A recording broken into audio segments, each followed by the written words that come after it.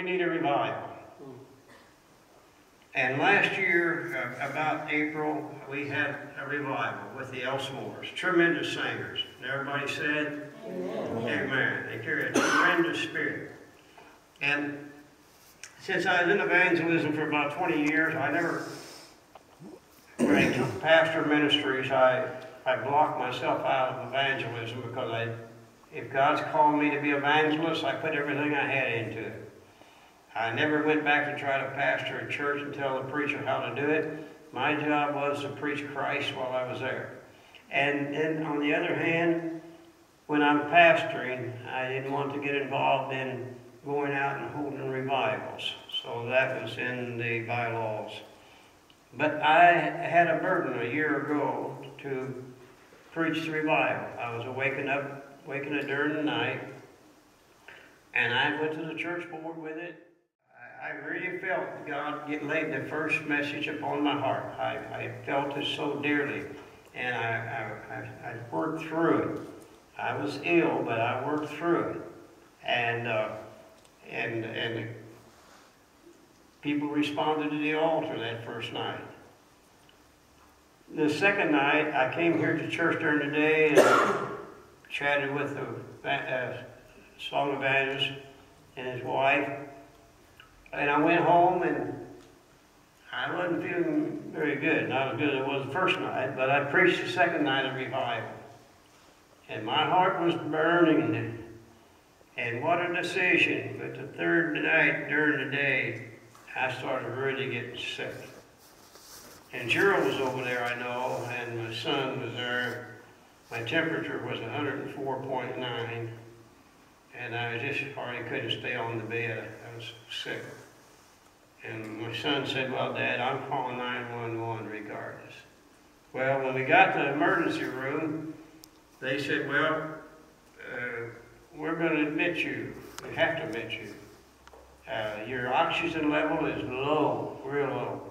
And your temperature is way high. And I'll tell you what, sir, that's not a good picture. I said, I know, but I've got to get back to Annapolis. I've got to preach tonight. He said, I'm telling you, you need to go into the room and be admitted.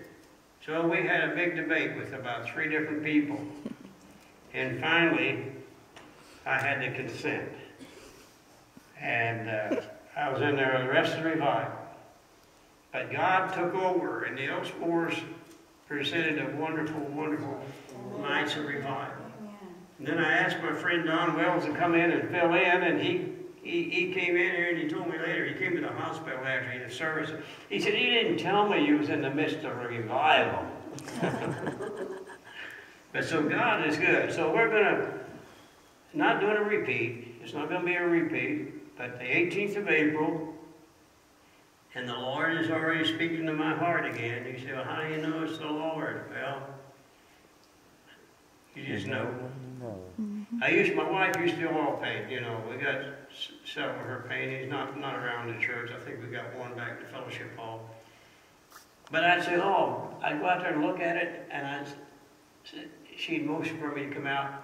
You could see her room through the kitchen window. And I'd look at it and I said, oh, baby, that's beautiful. That is beautiful. She said, no, it's not. No, it's not. I said, no, whatever you do, don't erase it off. I've been there and seen that. It's just so beautiful. And then go out the next morning and take a look at it and nothing on there.